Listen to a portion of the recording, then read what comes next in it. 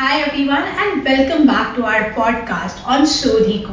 I'm Harshada Abdulkar along with Ansh Arora. Today we have a very special guest on our podcast, Mr. Maitreya Ghudpare.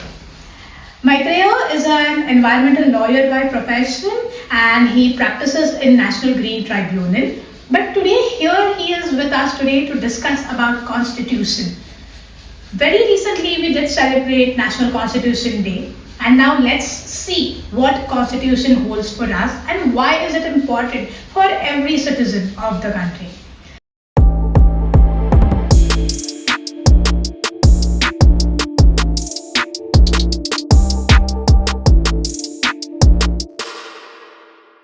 So hi Maitreya and welcome to our podcast. Thank you so much for having me.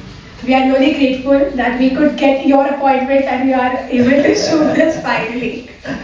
So let's start with the basic question. What is Constitution and what does it mean for you, me and all the citizens of India?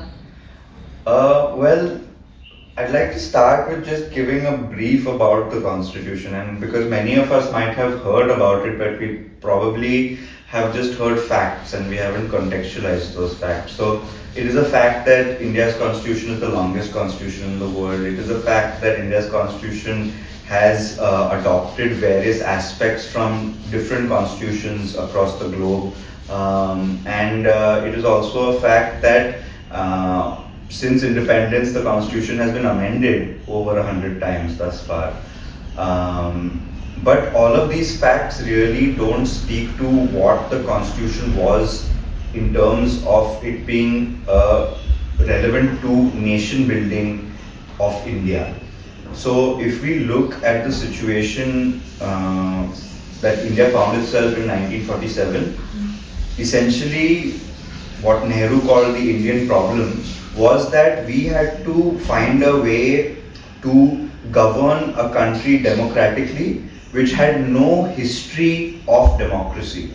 So Indians, the idea of what it means to be a democratic citizen, the ability to have universal adult suffrage or the right to vote, the ability to have a freedom of expression and individual liberty, all of these ideas were really alien to the Indian public in many ways, because our history was not one of democracy, it was of one of individual kingdoms and rulers establishing their domain in different parts. So that is the kind of situation that the framers found themselves in. So they had to tackle with this question of really the justification behind colonialism. So on one aspect, colonialism was because they exerted a might, because the Europeans had military might. But on a secondary level, they were able to psychologically dominate us because we were told this idea that Indians are not good enough to govern themselves. Yeah. That these South Asians, Africans do not have the ability, that's why they need the white man to come in and save them. So Indians, the Constituent Assembly was faced with a very unique problem, that how do we really create a document that not only creates a state but gives individuals an idea of what it means to be a democratic person for someone who didn't have that. And essentially through the framing of the constitution, because of whatever we were able to include in it, it's a deeply studied document. We basically now, what we take for granted, things like the right to vote, things like the right to express yourself, things like how we have a prime minister and a system of council of ministers and our entire democratic setup, all of this was created because of the constitution. We take these rights to be a given right now, but they weren't always that the case. And a lot of people have said this, that other constitutions are sort of like a rule book in that they prescribe the rules of your particular nation. For India, the constitution is also a textbook because it teaches people how to be a democratic citizen. So that is what the constitution means to me, to this nation, to all of us. It not only encapsulates our rights, our duties, the way our system functions, but it really puts us on the path to democracy, one which we weren't on before. That is what the constitution means. Yeah. So like you said, we take it for granted, like all the rights that are being given to us and whatever it is in the constitution. So do you think it is because at the very fundamental level of education, like in 5th, 6th or 7th standard, we are not taught what is constitution in detail. Like it's just a syllabus and we move on from that. Yeah. And after that we lose touch especially if you go to medical or commerce. So do you think that is the primary reason that we do not take it as it is meant to be? Yeah, I mean, see, there's definitely a role that that primary education has in shaping these values. I think it's not as important to teach the technicalities that are contained in the Constitution. The Constitution is very technical in many ways. It prescribes everything to such detail that you don't have any other constitution like that. The US Constitution you can fit in your pocket. The Indian Constitution is quite thick. It's got like over 400 articles at this point. So it's a huge voluminous document. So I don't think it's really necessary that all of those things are taught to the kids, especially because they will not be able to really absorb all of it in also. But there are definitely constitutional values that need to be taught to them. So really things like individual liberty, the ability to freely express yourself, the ability to transcend caste and class and creed and religion and gender, to be seen as an equal entity. The right to vote is not simply the right to cast your political preference, but it is a way that you are equalized. Every person has one vote, regardless of where you come from. And again, in the Indian context, this is something that's very new. We were a country of levels. We had hierarchies built in within our systems. They could be of different kinds, but we had those hierarchies. So what the constitutional in value teaches you is that every person is equal, needs to be treated with justice, that fraternity, that the bond of our collective identity. We are not divided into castes, we are not divided into regions, we are not divided into genders, but we are all part of the same nation. So the collective identity that the Constitution gives us is definitely something that kids need to be taught about. I don't know actually if they're taught it now or not. It's been a while since I've been in school. I know I don't look that old, but but I think when I was in school, we were made to say Preamble every morning. Yeah. But why are we saying it? Nobody had a clue about it. It was just a part of the prayer that you say it every morning and then you're done with it. Absolutely. And every textbook had the first page which stated the Preamble. Correct. And all the rights and the duties, but that was it. Like, yeah. You have to mug up all the rights, you have to have all the duties, write in the exam and then over. Correct. And none of the teachers ever took this effort that why are you saying it along with the prayer? Yeah. Because prayer always had some significance. Correct. That why do we need to pray? Correct. But nobody ever told us that why do we need to say this preamble in the first place? Yeah. And what difference will it make to you every day? Yeah. So I think that is what you are telling, that inculcating values, the first step towards this would be giving the significance of why you are doing it in the first place. But since we are discussing this, you have been also mentioning about that we are taking rights for granted. But then I also have this question since the very beginning, that why are we only fighting for rights always as citizens when we also need to realize that fundamental duties have also been given in the Constitution. And as citizens, how can I or everybody else perform their duties well? Because I feel that when you ask for rights, it's mandatory that you also perform your duties. That's an interesting point. See, just on that point, the fundamental duties were not part of the original document. It was brought in by one of probably the biggest constitutional amendment, which is the 42nd Amendment that Indira Gandhi enacted in 1976. And in fact, the amendment was called a mini constitution because so many things, including changing the preamble, adding the word secular and socialist in our preamble, was something that was done with this mini constitution. So, what is the significance of fundamental duties, or rather, are we taking them at a secondary level and giving primacy to rights?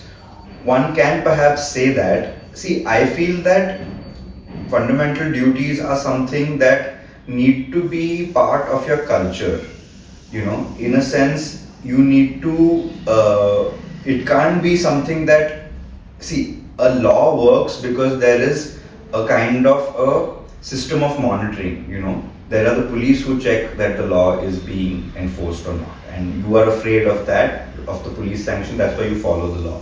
With fundamental duties, there is no sanction in that sense. Nobody is going to come to you and say that you go to jail because you didn't preserve the environment, or you didn't foster brotherhood or something like that, or scientific temper. If you don't go to jail because of that. So in that sense, it will always be tricky to enforce fundamental duties. What we will need to do is we will need to make, again, it goes back to, I think, the point you guys were making previously, that we need to make these part of education. Because if they're part of education, they can seep into the culture, and that is when these things start getting discussed more. I think also India is a particularly, it's not a country where people's lives are very easy, at least for many millions of this country. I mean, if the government is saying that 80 crore people live on subsidized ration, that cannot be a country that is one where you have a lot of ease. Of course, I'm not saying that people don't. There are many people, upper middle class and above, who have lived lives of ease, and perhaps they should start taking their duties more seriously. But for us to expect that a person who's struggling to make their ends meet, struggling to feed their kids, who can't pay their school tuition, who can't pay rent, for them to be like, hey, you need to also think of fundamental duties, becomes a little unfair. So that burden should be put on them. But you're right, there should be a greater discourse, there should be definitely more awareness, and people who realize the importance of the constitution need to imbibe those values. See, fundamental duties are just a set of values. They aren't specific directions, like do not kill a person is a specific direction. Foster scientific temper is a very vague direction. So it's meant to be a principle, it's meant to be a guiding light, walk in this path. So I think the more we discuss it, the more we'll be aware that these things exist, and the more things will move accordingly. There's also, along with fundamental duties, there are the directive principles of state policy, DPSP, which are you can say something like the duties for the government. But an interesting reason why the fundamental rights have been made enforceable. If your right to life is violated, you can go to court. If your fundamental duty or DPSP has been violated, you can't go to court. The reason for this was that while fundamental rights are enforceable by courts, fundamental duties or other directive principles are enforceable through electoral justice. So you need to see that my constitution was framed, and this was the idea that they had, that the government should do these things, this thing. One of them incidentally does include cow protection. Which is something that people have gotten more interested in. But there are many things that are contained in the DPSP which perhaps the government is not focusing on. So it's our duty as citizens to go read the constitution, to see, okay, this is what my government is expected to do, and then hold them accountable for it. I think when I was studying political science, our professor always told us that what is DPSP? DPSP is basically the way you said, those guiding principles कि हमारा देश कैसा हो, हमारा देश ऐसा हो. Correct. But you can't go and question कि मेरा देश ऐसा क्यों नहीं है. Correct. Exactly. मतलब किसको जाके पूछोगे? Exactly. Yeah. Because I have grown increasingly sympathetic towards anyone in the administration, because it's a very difficult thing to govern a country like India. We are a continent-sized nation. We have the kind of diversity that you won't see. Many countries put together won't have as much diversity as we do. On many levels, on educational levels, on social levels, on financial levels, we are very, very different from each other in many ways. And in fact, one of the core things that ties us together is the constitution, which is why you see even today, whenever there are protests or whenever there are movements against any kind of undemocratic action, people will stand and read the preamble of the constitution. We saw that in different protests that have taken place. We've seen that across time, and the constitution continues to be this document that people reference when they want to talk about what is it, that one thing that ties all of India together. We don't have a lot of things that tie us together in that sense, other than our shared identity of being Indian. And that shared identity of being Indian comes from the constitution in many ways. I think someone has very beautifully put forth saying that two things that tie Indians together is constitution first and second is monsoon. Oh, I thought you were going to say cricket. So monsoon and constitution. So as we move ahead over here, I had this thing that when we talk about preamble and values in the preamble, the way you said even duties are about values. So when we see that the entire atmosphere currently in the country is more towards polarization or telling people to bring out their identities, then whatever it may be, caste, religion, sect, race, anything, then how are we going to tell the future generations of the country, those who are right now in school, that you need to inculcate the values which are preamble, which our constitution is telling us?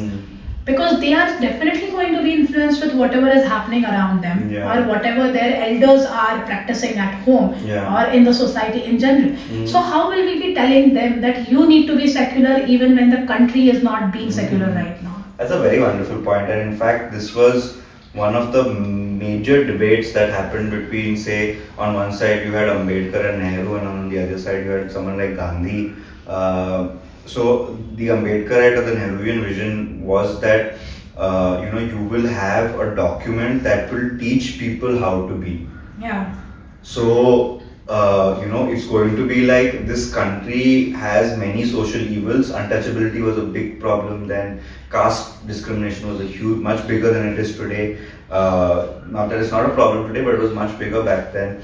And so you had this difficult situation where you wanted to teach people how to be a better citizen and move away from all of the things that held India back.